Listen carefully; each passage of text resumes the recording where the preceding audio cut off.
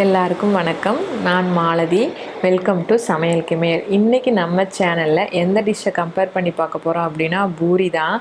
இங்கே வந்து பூரிக்கும் சண்டை. எந்த பூரி ஜெயிக்குதுன்னு வாங்க வீடியோக்குள்ளே போய் தெரிஞ்சுக்கலாம்.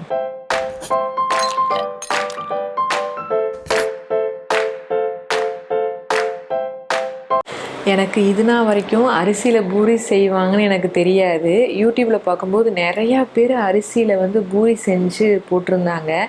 எனக்கு ஒரு டவுட் இருந்துச்சு, இது நம்ம நார்மலாக செய்கிற பூரி மாதிரி இருக்குமா, சாஃப்டாக இருக்குமா, டேஸ்ட்டாக இருக்குமான்னு எனக்கு டவுட் வந்துருச்சு.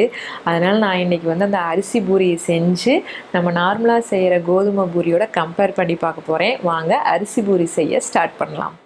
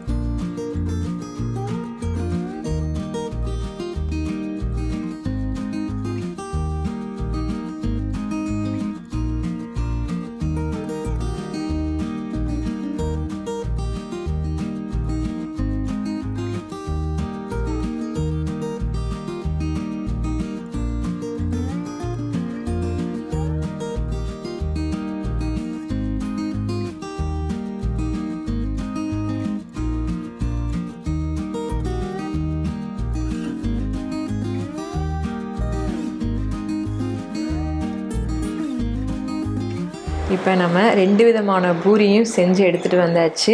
இது வந்து அரிசி பூரி, இது வந்து நம்ம நார்மலாக செய்கிற கோதுமை பூரி தான், கோதுமை மாவில் செய்கிற பூரி. இப்போ இதை வந்து நம்ம வந்து டேஸ்ட் பண்ணி பார்த்துடலாம். எல்லாத்துக்கும் புசு புசுன்னு வீடியோவில் யூடியூப்பில் செஞ்சு காமிச்சாங்க. எல்லோரும் புசு புசுன்னு தான் காமிச்சாங்க. எனக்கு எண்ணெயில் போடும்போது புஷ்ஷுன்னு தான் வந்துச்சு. ஆனால் இப்போ இப்படி இருக்குது. வாங்க டேஸ்ட்டு எப்படி இருக்குதுன்ட்டு வந்து நம்ம பண்ணி பார்க்கலாம்.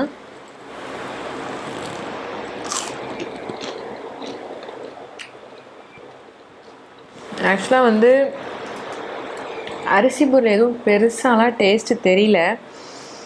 இந்த கோதுமை மாவு டேஸ்ட் இதில் வரமாட்டேங்குது. ஒன்று மொறுன்னு இருக்குது, இன்னும் வந்து சாஃப்டாக இருக்குது. ரெண்டையுமே சாப்பிட்டு பார்த்தேன். ஆக்சுவலாக இந்த கிரேவி வந்து கிரேவி வந்து சூப்பராக இருக்குது. ஆனால் இந்த அரிசி பூரி ஒன்றும் நம்ம நார்மலாக சாப்பிட்ற பூரி அளவுக்கு டேஸ்ட்டாலாம் ஒன்றும் கிடையாது. நான் செஞ்ச வரைக்கும் எனக்கு இது வந்து அவ்வளோவா ஒன்றும் பிடிக்கல. இதை வந்து டேஸ்ட் பண்ணி பார்க்கலாம்.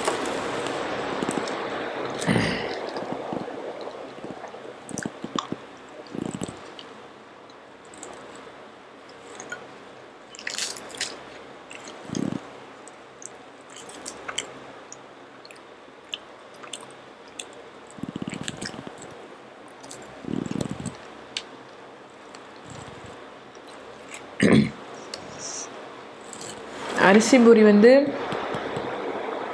சொல்கிற அளவுக்கு ஒன்றும் பெருசாலாம் கிடையாது. நார்மலாக ஒரு மாவை தட்டி போடுற பூரி வருது, அவ்வளோதான். இதில் வந்து எந்த விதமான டேஸ்ட்டு தெரியல, எதுவுமே தெரில. ஒரு அப்பளம், அரிசி அப்பளம் சாப்பிட்டா எப்படி இருக்கும் அந்த ஒரு டேஸ்ட் தான் வருதே ஒழிய, இது பூரிக்குரிய டேஸ்ட் வந்து எனக்கு வரல. நான் செஞ்சு பார்த்ததில் எனக்கு பிடிக்கல. நம்ம இப்போ 2 பூரியும் டேஸ்ட் பண்ணி பார்த்ததில் எனக்கு வந்து எப்பயும் போல் நம்ம வீட்டில் செய்கிற கோதுமை பூரி தான் பிடிச்சிருக்குது. எனக்கு இதுதான்.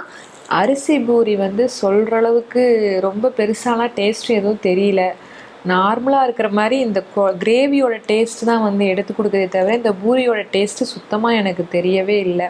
என்னை பொறுத்த வரைக்கும் எனக்கு இந்த பூரி பிடிக்கல. நான் இனிமேல் இந்த பூரி வீட்டில் செய்ய மாட்டேன். ஏன்னா இது செய்கிறதுக்கு எனக்கு ரொம்ப பார்த்தா சிம்பிளாக தான் இருந்தது. யூடியூப்பில் பார்க்கும்போது சிம்பிளாக செய்கிற மாதிரி தான் இருந்தது.